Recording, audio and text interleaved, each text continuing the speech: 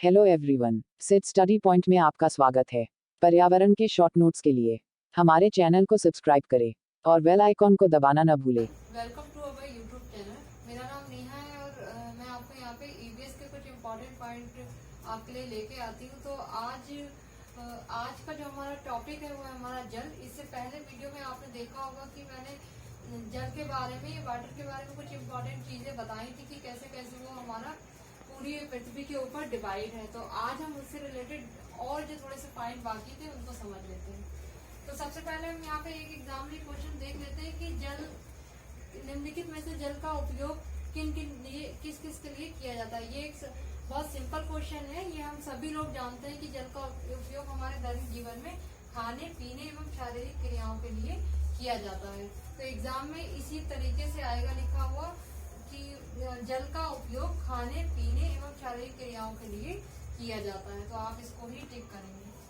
अब दूसरा है हमारा जल के स्रोत। पूछ लेते हैं कि पुराने टाइम में जल के स्रोत क्या क्या थे। यानी प्राचीन जो बीते हुए टाइम था उसमें लोग सफर करते थे एक जगह से दूसरी जगह पे। तो वहां पे किस तरीके से उनको पानी मिलता था, क्योंकि पहले हैंडपंप नहीं थे तो पानी की बहुत ज्यादा दिक्कत होती थी। तो वो लोग पानी किस तरीके से उनको प्राप्त होता था। तो उसी के लिए यहाँ पे आपके एनसीईआरटी बुक में दिया है कि पुराने समय में जो मुसाफिर होते थे, सफर करते थे, तो उनको प्याऊ मश्क एक टाइप का एक लेदर का बैग टाइप से होता था पुराने टाइम में। उसमें ज्यादा सा पानी आ जाता था और उसमें पानी भर के लोग रख लेते थे और लोगों को उससे पानी मिल जाता था।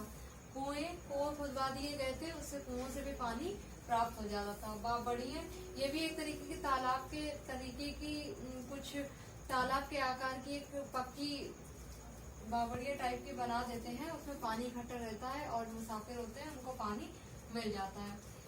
और तथा चश्मों से मुसाफिरों को जल प्राप्त होता था। तो चश्मे नहीं, स्पर्टेकल नहीं है, कुछ झरने टाइप के होते हैं जो छोटे छोटे से पहाड़ों में से पानी की इसमें से धार निकलती रहती है, उनको चश्मा कहते हैं। तो इन चीजों से पुराने समय में मुसाफिरों को पानी मिलता था। तो ये भी आप इम्पोर्टेंट पॉइंट है, इसको ध्यान रखिएगा। अच्छा, नेक्स्ट है हमारा संघ है तरुण भारत संघ। तरुण भारत संघ एक ऐसा संघ है जो एक संस्था है। ये ठीक है, ये एक संस्था है और इस संस्था ने ये एक संस्था है और इस संस्था ने वहां पर एक लड़की माई थी और इस संस्था ने वहां पर एक लड़की माई थी।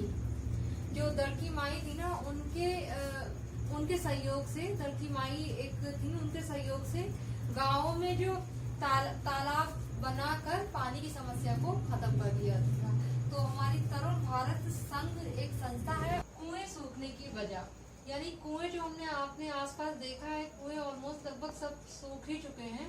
तो उनकी क्या क्या वजह है, क्योंकि इसकी एक सबसे बड़ी वजह जो है वो ये है कि मोटर द्वारा पानी निकालना। यानी मोटर, सभी के घर आज ऑलमोस्ट मोटर लग गई हैं जिनसे जमीन से पानी निकाल लिया जाता है। और फिर दूसरा ये है कि तालाबों का ना होना, तालाबों में भी पानी इकट्ठा नहीं होता। इस वजह से भी कुएं जो है वो सूख गए। यानी कुओं का स्रोत जो होते हैं वो तालाब ही होता है और जमीन का पानी होता है। अगला है हमारा जमीन को सीमेंट से पक्का करवा देना।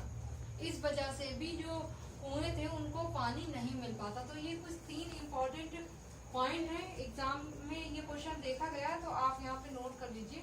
पहला जो है हमारा वो है हमारा मोटर द्वारा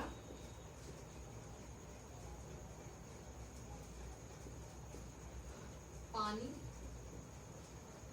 निकालना।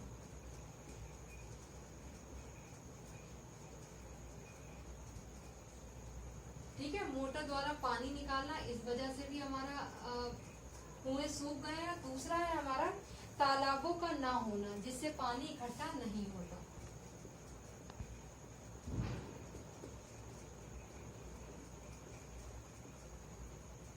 तालाबों का ना होना, ठीक है, तालाबों का ना होना, ये आपको पता चल गया कि जिससे कि जमीन में जो है वो पानी इकट्ठा नहीं हो पाता और कुओं को जल नहीं मिल पाता। थर्ड है हमारा जमीन को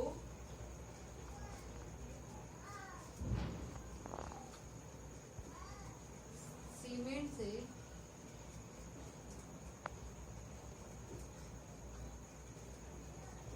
पक्का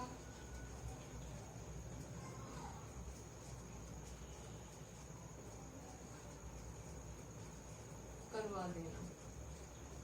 ठीक है, तो ये जो कुएं सूखने के 3 मुख्य कारण हैं, ये एग्जाम में पूछे गए हैं, तो आपको ये तीनों पता होना चाहिए कि किस किस वजह से कुएं जो है सूख गए। अब कुएं देखने के लिए नहीं मिलते हैं और उनमें जल नहीं होता है। ठीक है, अब दूसरा जो है हमारा यहाँ पे एक कुछ हम यहाँ पे शहर जो है वो इम्पोर्टेंट हैं जो नदियों के किनारे हैं। तो हम एक साइड में यहाँ पे लिख लेते हैं शहर, दूसरी साइड में हम लिख लेते हैं नदी।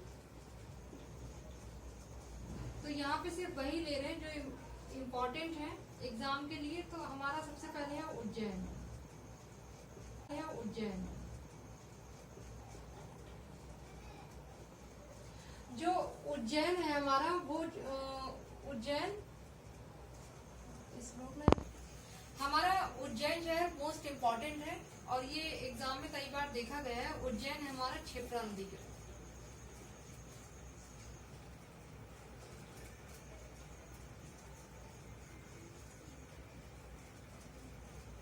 ठीक है, क्षिप्रा नदी।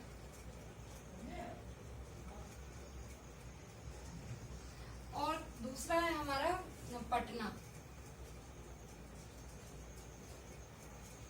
पटना जो है वो हमारा गंगा नदी के तट पर है, गंगा नदी। और अगला है हमारा दिल्ली।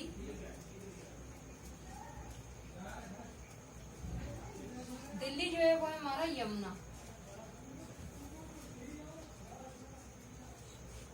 नेक्स्ट है हमारा आगरा। आगरा भी हमारा यमुना नदी के किनारे, यमुना। अच्छा, एक हमारा और इम्पोर्टेंट पूछ लेते हैं कि लखनऊ। लखनऊ भी हमारा जो है वो गोमती नदी के किनारे है और पूछ लेते हैं इसको।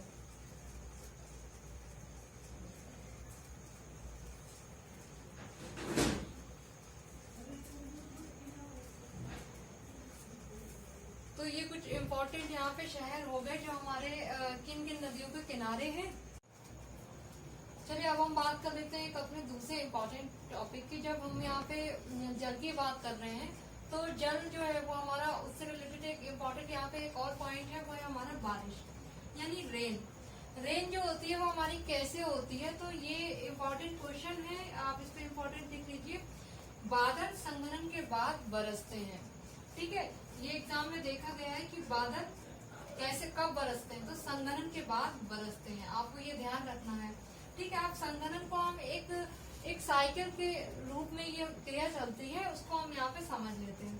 तो सबसे पहले यहाँ पे हम देखते हैं कि हमारा सूर्य है, ठीक है, और इसकी ये ऐसे करके रोशनी चारों तरफ हो रही है, इसकी किरणें आ रही है। तो ये है हमारा समुद्र। ठीक है, तो जब ये सूरज का प्रकाश हमारे समुद्र पर पड़ता है तो यहाँ पे होता है बाष्पन, यानी ये पानी गर्म होकर बाष्प के रूप में ऊपर आसमान में पहुंच जाता है। ये बाष्पन जब होता है तो बाष्पन के बाद यही हमारा बादल बन जाते हैं और ये संघनन की प्रक्रिया यहाँ पर शुरू हो जाती है। ठीक है, जब ये बादल पानी का बाष्पन हुआ और फिर ये बादल बने, फिर इनका संघनन हुआ, तब यहाँ पे वर्षा हो जाती है। ठीक है, तब यहाँ पे ये वर्षा हो जाती है पृथ्वी पर, यानी जमीन जो है इस पे यहाँ पे वर्षा हो जाती है। अब ये प्रक्रिया जो है वो हमारी निरंतर चलती रहती है। फिर यहाँ पे अगर देखा जाए तो फिर ग्लेशियर, जैसे ही सूर्य का प्रकाश पड़ा समुद्र पर पड़ा तो यहाँ पर क्या हुआ कि ये पानी जो है वो गर्म होकर बाष्प के रूप में ऊपर आसमान में पहुंच गया। इसी तरीके से ये हमारा सूर्य का प्रकाश जो है वो हमारा ग्लेशियर पर पड़ा, तो ग्लेशियर जो होते हैं वो पिघलने लगते हैं। अब ग्लेशियर जब पिघलते हैं तो वो भी क्या करते हैं, उनका पानी जो होता है वो बहने लगता है, यानी पहाड़ों से बहता हुआ नीचे आने लगता है। और फिर ये हमारी होती है जमीन, इस पे पानी का बहाव होने लगता है। फिर ये जो पानी का बहाव यहाँ पे किस में जाके गिरता है, समुद्र में जाके गिरता है। तो आपको ये ध्यान रखना है कि ग्लेशियर का पानी भी बहता हुआ पहले पहाड़ों से बहता आता है, फिर यहाँ पर ये समुद्र में जाकर गिरता है और फिर इसके बाद में फिर दोबारा से वही क्रिया चालू हो जाती है कि समुद्र के पानी पर सूर्य का प्रकाश पड़ता है और उसके बाद में फिर बाष्पित होकर बादल बनते हैं, संघनन होता है, फिर उसके बाद में बारिश हो जाती है। तो एक छोटी सी साइकिल थी, इसको आप समझ लीजिए। तो चलिए, ये रहा हमारा आज का थोड़ा सा इम्पोर्टेंट जो पॉइंट थे जल से संबंधित। अब वीडियो आपको अच्छी लगी हो तो इसको लाइक कीजिए एंड अब आपको मिलते हैं हम नए टॉपिक में और नई वीडियो में। ठीक है, तो जब तक के लिए अपना ध्यान रखिए। If you like the video, please click on the like button, write a comment, and subscribe to my channel.